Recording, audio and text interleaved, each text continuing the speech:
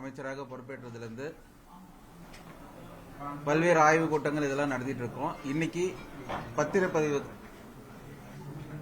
பத்திரப்பதிவு துறையில் review meeting நடத்தி முடிச்சிருக்கோம்.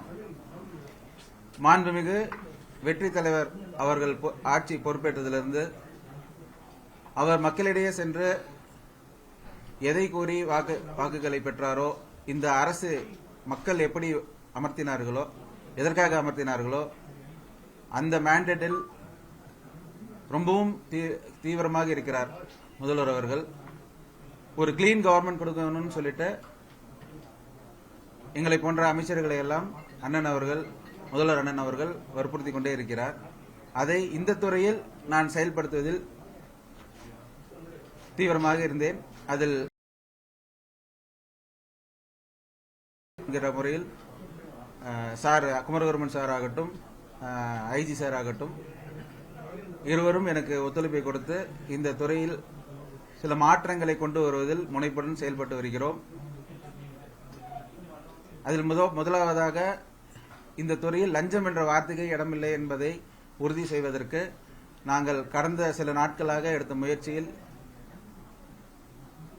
அதிகாரிகள் எங்களுக்கு ஒத்துழைப்பு கொடுக்கிறார்கள் என்று நம்புகிறோம். மக்களும் அந்த மாற்றத்தை உணர்கிறார்கள் என்று நாங்கள் நம்புகிறோம். இன்னும் பணி முடிய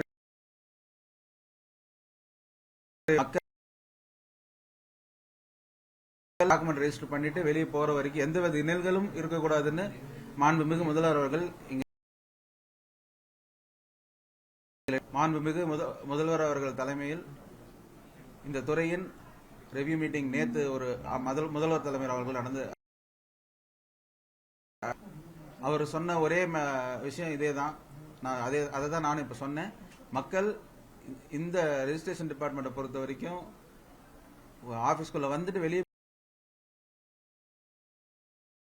விஷயத்தையும் மைனூட்டா சொன்னாரு. அவர்கள் வந்து ஆபீஸ்ல வந்து உட்கார்றது கூட இடம், அவர்களுக்கு ப்ராப்பரா சேர்ஸ் போட்டு அவங்களை உட்கார வைக்கணும், வெயிட் பண்ண வைக்க கூடாது. டோக்கன் சிஸ்டம் படி அவங்க டோக்கன் டைம் வரும்போது கரெக்டா அவங்களுடைய டாக்குமெண்ட் பதிஞ்சு அவங்க கிளியரா சொல்லியிருக்கிறாரு. சோ அவருடைய அண்ணன் முதல்வர் அவர்களின் ஆலோசனைப்படி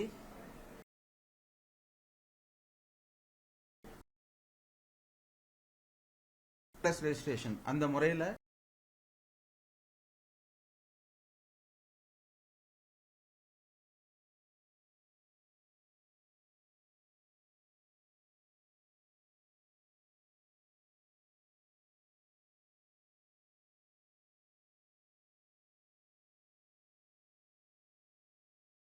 செய்யும் ஒரு ஃபெசிலிட்டி கொண்டு வர போறோம். அது 17/8 முதல் அது செயல்பாட்டுக்கு வர இருக்கிறது. அதன் மூலம் பில்டர்ஸ் இவங்களுக்கெல்லாம் நாங்கள் வந்து அவங்களுக்குன்னு ஒரு லாகின் கிரியேட் பண்றதுக்கான ஃபெசிலிட்டி கொடுத்துருவோம். அவங்க லாகின் ஐடி கிரியேட் பண்ணி அவங்களுடைய கஸ்டமர்ஸ்க்கு ரெஜிஸ்ட்ரேஷன் பண்றத எங்கிருந்து வேணாலும் பண்ணலாம். அது ஜஸ்ட் ஸ்பெசிபிக் டைம் கூட கிடையாது. எனி டைம் எந்த நடுராத்திரில கூட பண்ற மாதிரியான ஃபெசிலிட்டிஸ் வந்து அது மூலமா நம்ம பண்ண முடியும். அதற்கு தேவையான சில டிவைசஸ் மட்டும் அவங்க வாங்கி வச்சுக்கணும். இந்த நம்ம கைரேகை பதிகிறது, ரெட்டினா ஸ்கேனர் இதெல்லாம் வாங்கி வச்சுக்கிட்டா அந்த ஆத்தென்டிசிட்டி, அந்த பர்டிகுலர் நபருக்கு தான் அந்த டாக்குமெண்ட் பதிகிறாங்களாங்கிறது அதை வெரிஃபை பண்ணிட்டு அவங்க அதை ரெஜிஸ்டர் பண்ணி அது ஒரே நாள்ல அவங்களுக்கு டாக்குமெண்ட் டவுன்லோட் பண்ற மாதிரியான ஃபெசிலிட்டியை பண்ணி கொடுக்குறோம். ஸோ இதன் மூலமா மக்கள் ஒரு 30% ரெஜிஸ்டர் ஆபீஸ்க்கு வர வேண்டிய கிரௌடு கம்ப்ளீட்டா கம்மியாயிரும். இதன் மூலம் அடுத்த இன்னும் 70%க்கான வேலைகளும் நடந்துட்டு இருக்கு. அதுல இருக்கிற சில குறைபாடுகள், அதுல இருக்கிற டிஃபிகல்ட்டி எல்லாம் நாங்க பார்த்துட்டு இருக்கோம். ஒன்ஸ் அதுவும் ரெக்டிஃபை ஆயிருச்சுன்னா முடிஞ்ச அளவுக்கு ஆன்லைன் பண்றதுக்கு நாங்க முயற்சிகள் எடுப்போம். இப்ப இந்த எனிவே ரெஜிஸ்ட்ரேஷன் பொறுத்த வரைக்கும் அந்த பில்டர்ஸ்க்கு இவங்களுக்கெல்லாம் நாங்கள் லாகின் ஐடி கொடுக்குற மூலம் அவங்களுக்கு ஏதாவது குறைகள், இந்த ரெஜிஸ்ட்ரேஷன் பண்றதுல ஏதாவது குறைகள் இருப்பினும் அவங்களுக்குன்னு ஒரு டோல் ஃப்ரீ நம்பர் கூடிய சீக்கிரம் நாங்கள் அறிவிக்க போறோம். அதுல ஏதாவது அவங்க ரெஜிஸ்டர் பண்றதுல ஏதாவது டிஃபிகல்ட்டி இருந்ததுன்னா அதன் மூலமா அவங்க அந்த நம்பர் கால் பண்ணி அவங்க கேட்டு தெரிஞ்சுக்கலாம். அதே மாதிரி ஏதாவது ஒரு queries இருக்குன்னா, எஸ்ஆர்ஸ் ஒரு டாக்குமெண்ட் ரெஜிஸ்டர் பண்ணும்போது ஏதாவது queries இருந்ததுன்னா சப் ரெஜிஸ்ட்ரார்ஸ்க்கு வந்து அதுல query போட்டாங்கன்னா அதுக்கு ஒரு 30 நாள்ல பதில் அளிச்சாங்கன்னா அந்த டாக்குமெண்ட் ரிலீஸ் ஆயிரும். அவ்வளவுதான். ஸோ இதுதான் நாங்க செயல்படுத்திட்டு இருக்கோம்.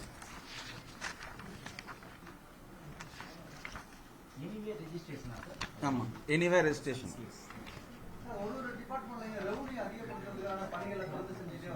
ஆமா அதுதான் இப்போ நம்ம நேற்று சிஎம் ரெவியூ மீட்டிங்லேயும் அந்த டாபிக் தான் டிஸ்கஸ் பண்ணணும். மொத்தத்தில் இதுக்கு முன்னாடி நடந்த லீக்கேஜஸ் இதெல்லாம் கண்டுபிடிச்சி கவர்மெண்ட்டுக்கு எந்த விதத்திலே ரெவென்யூ பாதிக்காத வகையில் நடவடிக்கை எடுக்கணும்னு சொல்லி அதிகாரிகள் அனைவருக்கும் நாங்கள் சொல்லியிருக்கோம். சில இடத்துல வந்து இந்த வேல்யூ கம்மியாக வந்து ரெஜிஸ்டர் பண்ணுறது இந்த மாதிரி விஷயங்கள்லாம் வந்து தப்பான முறையில் நடந்திருக்கு. அது எதுவுமே நடக்கக்கூடாதுங்கிறத நாங்கள் கிளியராக சொல்லிட்டோம். இந்த ரெஃபர் ஸ்ட்ரீட் வேல்யூன்னு சொல்லிட்டு ஒரு பிரச்சனை இருக்கு. அந்த பிரச்சனைகளையும் சரி பண்றதுக்கான முயற்சிகள் இருக்கும். இன்னும் ஒரு மாசத்துல எல்லாத்துக்குமே ஒரு தீர்வு காணப்படும். சார் இப்ப சார் சொல்லும் போதே ஒன்று சொன்னீங்க சார், அந்த வேல்யூ குறைச்சி காட்டி பதிவு பண்ணிருக்காங்க. அது வந்து இன்னமும் இருக்கிறதா சொல்றாங்க. என்ன பண்றாங்க? இருக்காது, இனிமே இருக்காது. பதிவுக்கு போற மக்கள்கிட்ட அப்படி சொல்லி அங்க இருக்கக்கூடிய அதிகாரிகள் வந்து பணம் வாங்குறாங்க அப்படிங்கிற குற்றச்சாட்டு. இல்ல அதிகாரப்பூர்வமா எந்த தகவலும் கிடைக்காம மக்கள் வந்து எந்த ஒரு முடிவுக்கும் வந்துட வேண்டாம். எதா இருந்தாலும் அதிகாரிகள் கிட்ட டைரக்டா கேட்கலாம். எஸ்ஆர்ஸ் இருக்காங்க, அவங்க டைரக்டாவே அவங்க கிட்ட போய் கொரி கேட்டு இப்படிதான் பதியணுமா அப்படின்னு கேட்டுக்கிட்டோம்.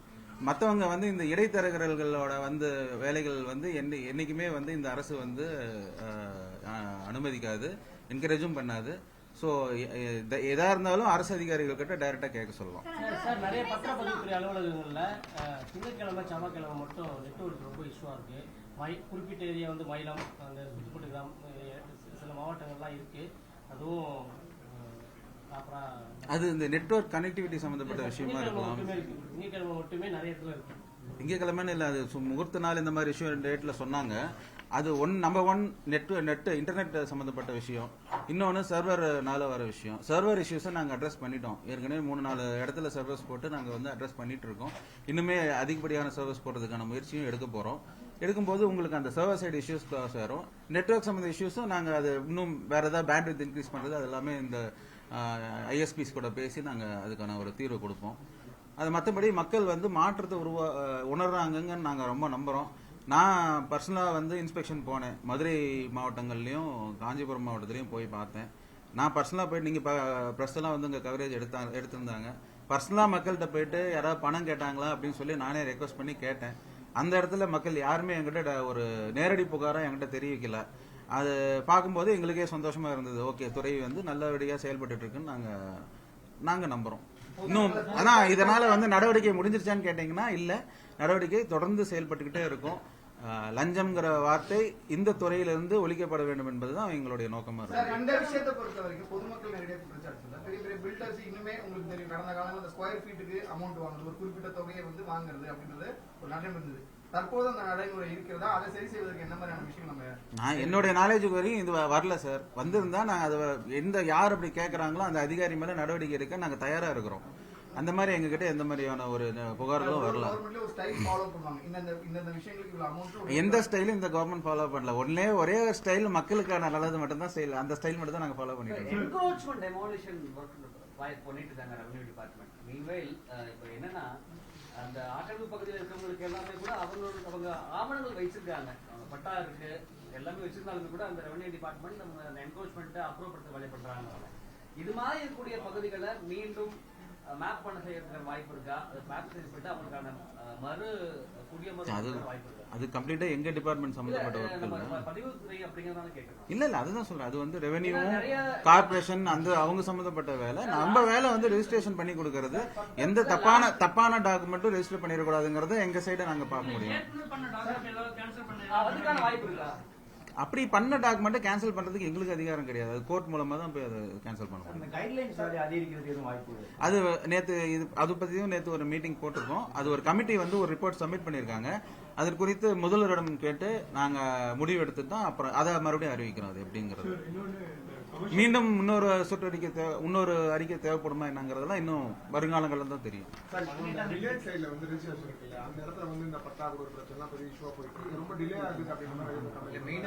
இடைத்தரகர்களுடைய உள்ளீடு அதிகமா இருக்கு.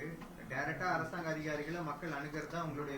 சரி, நான் ஒன்னு சொல்லிக்கிறேன். மக்கள் வந்து இந்த இடைத்தரகளை நம்பி ஏமாறக்கூடாது. நான் கவர்மெண்ட் சைடு வந்து நாங்க வந்து அதை வந்து என்கரேஜ் பண்றதே கிடையாது. இவங்க மூலமா போனாதான் வேலை நடக்கும் மக்கள் நம்புறாங்க.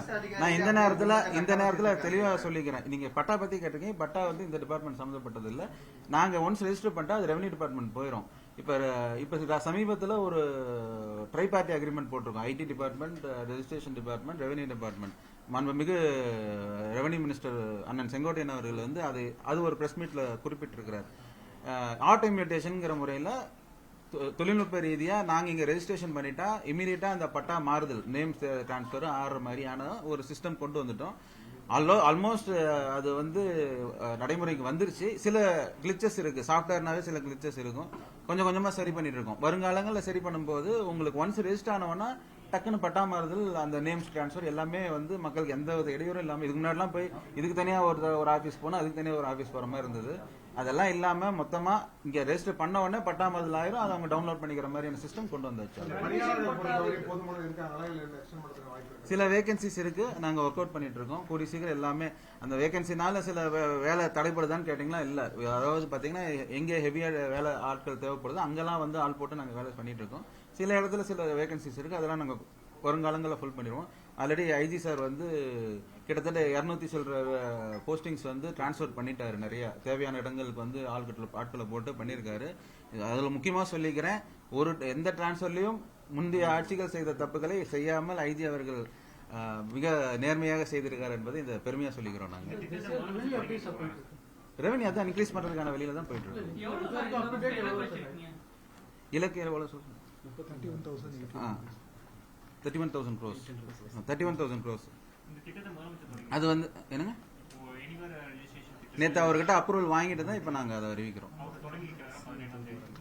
அது ஆட்டோமேட்டிக்கா நடக்கும் இல்லையா, அது ஒன்றும் தொடங்கி வைக்கிற மாதிரி. அது இன்னைக்கு ரெஜிஸ்ட்ரேஷன் மட்டும் பேசலாம், நாளைக்கு நாங்க ரெவியூ மீட்டிங் அது முடிச்சுட்டு தான் நாங்க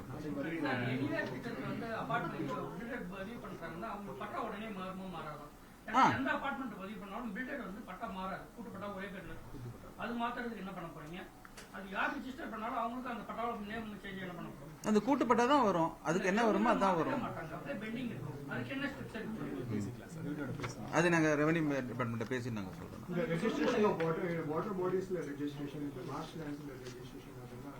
அதெல்லாம் அலௌட் இல்ல, அதெல்லாம் அலௌட் இல்ல.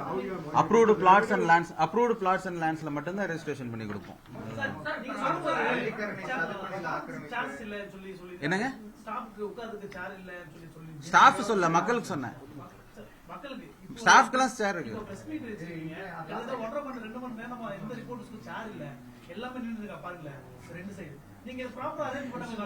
சரி பண்ணி தரேன். 31 லட்சம் கோடி அப்படிங்கிறது நம்ம பதிவுத்துறை மூலம் வருவாய் அதிகரிக்கிறது 31,000 கோடி.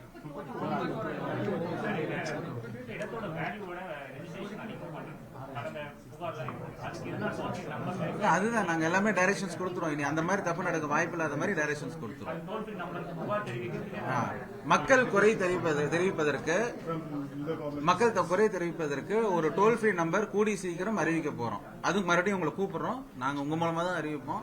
டோல் ஃப்ரீ நம்பரை அறிவிச்சதுக்கு அப்புறம் மக்கள் நேரடியாக அந்த டோல் ஃப்ரீ நம்பர்ல கால் பண்ணி குறைகளை தெரிவிக்கலாம். இமீடியட்டா எங்களுடைய கவனத்துக்கு வரும். ஒன்னு ஐஜி கிட்ட வரும், செக்ரட்டரி கிட்ட வரும், என்கிட்ட ஒரு யார்கிட்ட வந்தாலும் நாங்க அதை கிளியர் பண்ணிக்கிறோம். இல்ல அது அவங்க வாங்கிக்க வேண்டியதுதான். ஆமா பண்ணணும்னு நினைக்கிறவங்க அவங்க தனியா அந்த டிவைஸ் வாங்கிக்கணும்.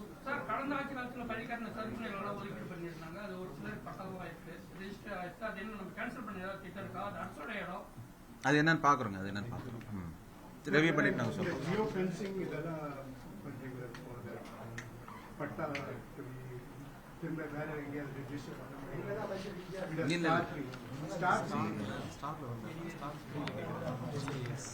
ஜியோ ஃபென்சிங் கேக்குது. இன்னும் தொழில்நுட்ப ரீதியா நிறைய வேலைகள் நடக்குதுங்க. அறிவிக்கும் போது உங்களுக்கு நாங்க சொல்றோம். இப்போதைக்கு தொழில்நுட்ப ரீதியா ஒரு அட்வான்ஸ் என்னன்னா இந்த anywhere registration, anywhere and presenceless registration 24/7 எங்க இருந்து வேணா ரெஜிஸ்டர் பண்ணலாம் குறிப்பிட்ட டாக்குமெண்ட்ஸ்க்கு. இதுதான் இன்னைக்கோட கரு. I think we'll close it. Okay? Thank you. அது நிறைய கண்ணி ஆயிட்டே இருக்கும்.